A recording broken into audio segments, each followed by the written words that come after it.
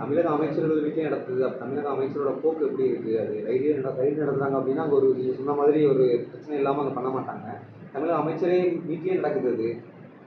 சம்பந்தமான துறை அமைச்சருக்கு அவங்க தான் பிரச்சனை கிடையாது. அடுத்து இன்னொரு அமைச்சர் மீது நடக்கிறது இல்லை, அதை பற்றி எனக்கு தெரியாது. எதனால் அவங்க ரைட் பண்ணுறாங்கன்னு தெரியாது. இப்போ நீங்கள் சொல்லி தான் எனக்கு தெரியும். ரைட் நடந்து முடிஞ்ச பிறகு அவங்கள சொன்னதுக்கப்புறம் அதனுடைய விளக்கத்தை கேட்டுக்கிட்டு நான் நல்லா இல்லை ஊழல் குற்றச்சாட்டுகள் அடிப்படையில் நடைபெறுதா? எந்த மாதிரி ரைடுன்னா பொதுவாக வந்து சோர்சஸ் எல்லாமே இல்லை, அது எனக்கு தெரியாது. எனக்கு தெரிஞ்சால் நான் அவங்கள்ட்ட சொல்லுவேன்.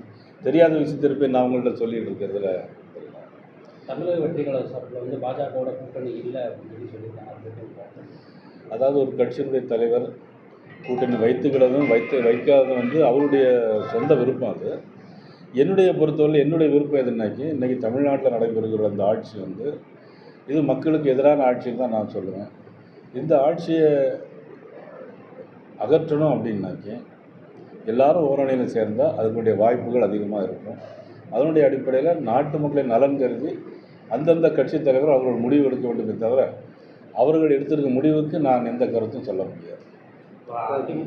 இபிஎஸ் தலைமையிலான அதிமுக கூட்டணியில் பிஜேபி வந்துட்டாங்க. ஏற்கனவே டிடிவி தினகரன் ஓபிஎஸ் கூட்டணியில் இருக்காரு. தேர்தலுக்கு இன்னும் ஒரு வருஷம் இருக்குது. அதனால் வந்து இப்போவே எல்லாத்தையும் சொல்லிட முடியாது. கூட்டணியில் இருக்கிறது மட்டும்தான் நம்ம சொல்ல முடியும்.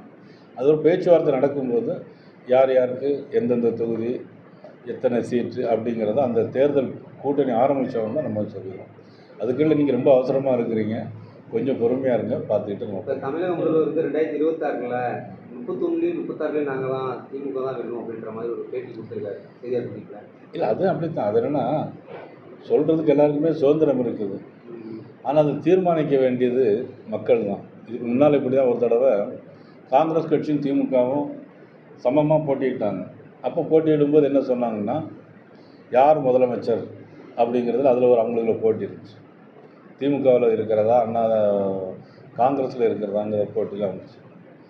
எம்ஜிஆர் என்ன பிரச்சாரம் வச்சார்னா, இந்த நாட்டுடைய முதலமைச்சர் யாருங்கிறது மக்கள் தான் தீர்மானிக்கணும், இந்த கட்சிகள் தீர்மானிக்க முடியாதுன்னு அன்றைக்கி புரட்சித் தலைவர் வந்து பிரச்சாரமே செஞ்சாங்க. முடிவில் என்னாச்சுன்னா புரட்சித் தலைவரை தான் தமிழக மக்கள் முதலமைச்சராக கொண்டு வந்தாங்க. அதனால் மதிப்புக்குரிய முதலமைச்சர் அவர்கள் சொல்வதில் வந்து எனக்கு ஒன்றும் அவர் சொல்கிறதுல என்னுடைய கருத்தை ஒன்றும் சொல்ல முடியாது. இந்த செல்லூராஜ் கருத்து நீங்கள் கேட்டிருப்பீங்க. ராணுவ வீரருக்கு சமமாக ராணுவ வீரரோட முன்னாள் ராணுவ வீரரும் அது கண்டனம் தெரிவிச்சிருக்காங்க, எதுவும் தெரிவிச்சிருக்காங்க. எப்படி பாருங்கள், ராணுவ வீரர் போரில் வந்து எதுவும் செயல்படாத மாதிரி செல்லூராஜ் சொல்லியிருக்காங்க.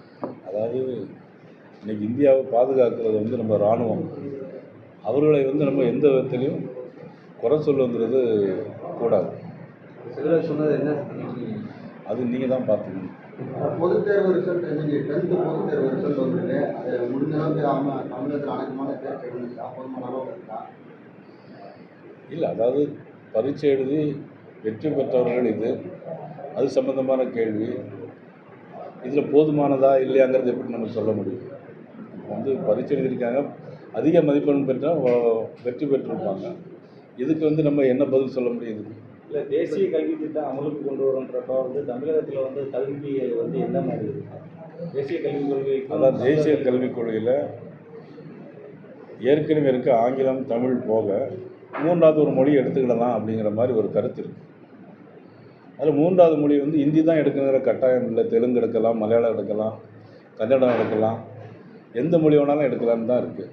ஆனால் இன்னொரு மொழியை படிக்கிறதுனாலோ அந்த மொழியினுடைய கலாச்சாரம், பண்பாடு, அறிவியல் அதெல்லாம் தெரிஞ்சிருக்கீங்கன்னா அறிவு காலப்போக்கில் இப்போ நீங்கள் கையில் செல்ஃபோன் வச்சுருக்கீங்க. செல்ஃபோனை வச்சுட்டு இன்றைக்கி செல்ஃபோன் இல்லைன்னா நம்மளால் வாழவே முடியாது. எப்படி இந்த நாகரிகம் வந்துச்சு நமக்கு? இப்போ நமக்கு தெரிஞ்ச அளவுக்கு விட அதிகமாக இப்போ 2 வயசு 3 வயசு குழந்தைகள்லாம் வந்து செல்ஃபோன் ஆப்ரேட் பண்ணிட்டுருக்காங்க.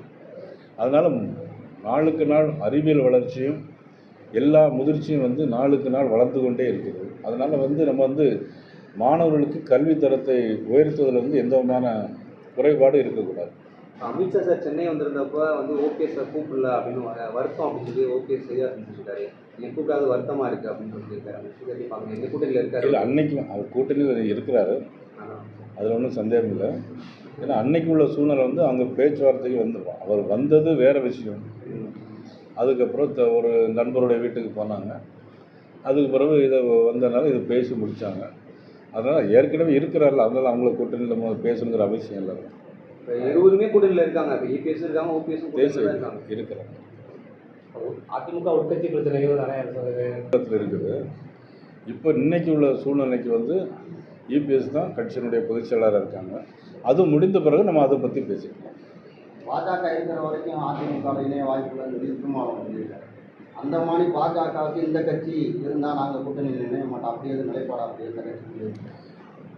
திருமாவளவன் என்னுடைய நண்பர் தான், எனக்கு ரொம்ப வேண்டியவர். அவர் வந்து கூட்டணி வந்து பாஜகவோட இல்லைங்கிறதும் அல்லது திமுகவோட இருக்க போகிறாரா என்பதும் அவர் தானே முடிவு செய்ய வேண்டும். குறிப்பிட்ட கட்சிகள் வந்து இருந்தால் நாங்கள் கூட்டணி வைக்க மாட்டோம் அப்படின்ற மாதிரி நிலைப்பாடு இருக்கா? அப்படி இல்லை, ஏதாவது ஒரு கட்சியில் இப்போ என்ன எத்தனை கட்சி இருக்குது தமிழ்நாட்டில்? திமுக இப்போ நாங்கள் எதிர்கட்சி ரெண்டு கூட்டணி தான் வரப்போகுது. அது அவங்க தனியாக கூட நிற்கலாம். அதில் வந்து இதில் அந்த கட்சிங்கிறது வரமாட்டேன்னு சொன்னால் நம்ம அவரை போய் இப்படி வலுக்கட்டாமல் எப்படி கூட முடியாதுல்ல. அவர் இதில் தாவேக்கா சேர்ந்தால் பலமாட்டேன் உங்கள் தேசிய ஜனநாயகம் எல்லா கட்சிகளும் சேர்ந்தால் பலம். ஒவ்வொரு தனி மனிதனும் இதில் இந்த தமிழகத்தை பொறுத்த மட்டிலும் நீங்கள் உள்பட எல்லோருமே சேர்ந்து சேர்ந்தால் நிச்சயமாக நல்லது தான். அதிமுக தொண்டர்கள் நிலைப்பாடு எப்படி இருக்குன்னா, கட்சி ஒன்றிணைந்தால் தான் 2026 வெற்றி பெற முடியும். தொண்டர்கள் நிலைப்பாடாக இருக்குது. சரிங்க. இப்போ 2026 போட்டியிட்டு மீண்டும் அதிமுக தோல்வி அடைஞ்சிருச்சுன்னா அதன் பின்பு கூட்டணி தொடரும். ஏன் நீங்கள் நல்லதே நினைக்கலாமே, ஏன் தோல்வி அடைஞ்சுன்னு நினைக்கிறீங்க? அப்படி இல்லை, தொண்டர்கள் நிலைப்பாடுகள் அப்படியா இருக்குது. ஏன்னா 1.5 கோடி தொண்டர்கள் அப்படி இருக்கிற எல்லாமே இப்போ ஒரு கட்சி ஆரம்பிக்கிறது எதுக்காக ஆரம்பிக்கிறாங்கன்னா மக்கள் நலனுக்காக. அப்புறம் எல்லா எம்எல்ஏக்களையும் தேர்தல் நிப்பாட்டி வைக்கிறாங்க. எல்லாம் தோற்று போகணும்னு நினச்சிக்கிட்டா நிப்பாட்டி வைப்பாங்க. குடியரசுத் தலைவர் வந்து மற்ற மாநிலங்களோட ஆலோசித்து புதிய நடவடிக்கை என்னங்க உச்சநீதிமன்றத்தில் அதாவது நான் ஏற்கனவே சொல்லியிருக்கேன், ஆளுநருக்குன்னு ஒரு சில அதிகாரங்கள். அவருக்கு என்னென்ன அதிகாரம்லாம் அந்த 200வது அரசியல் சட்டப்பிரிவு 200ஐ பயன்படுத்துவது ஆளுநர் அதிகாரம். 201 சட்டப்பிரிவை பயன்படுத்துவது வந்து அது குடியரசுத் தலைவருடைய அதிகாரம். நம்ம நீதிமன்றத்திற்கு என்ன நீதியை வழங்கலாங்கிறது நீதிபதிகளுடைய சில விதிமுறைகளில் இருக்குது. இதில் விதிமுறைகளை மீறும்போது அதில் யாருங்கிறது சர்ச்சைக்குள்ளே போகக்கூடாது. நீதிமன்றத்தினுடைய விவகாரங்களை நம்ம அதிகம் பேசக்கூடாது. இருந்தாலும் நீதிமன்றம் என்னென்ன தீர்ப்பு வழங்கலாம், நீதிமன்றமே சட்டங்களை போடுற மாதிரி வந்ததுன்னா நாளைக்கு அரசியலமைப்புகளே இல்லை, தேவையில்லாமல் போயிடுமே.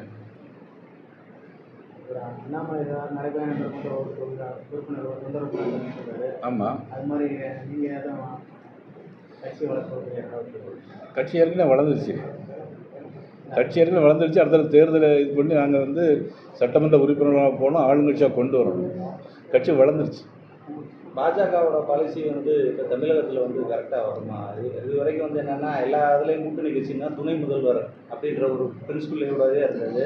தமிழக அரசியலில் எங்களுக்கு வந்து தேசிய ஜனநாயக கட்சி ஆட்சிக்கு வரணும். ஆட்சியில் பங்கு முதல்ல வந்து ஆட்சிக்கு வரணும். முதல்ல தேர்தலை அறிவிக்கணும். நாங்கள் பேச்சுவார்த்தைகளை தொடரணும். யாருக்கு என்ன சீட்டுன்னு இருக்கணும், யார் கேண்டிடேட், இங்கே இருக்கிற ரைட் சைடில் இருக்கிற கேண்டிடேட்டா லெஃப்ட் சைடில் இருக்கிற கேண்டிடேட்டாங்கிற முடிவு பண்ணணும்.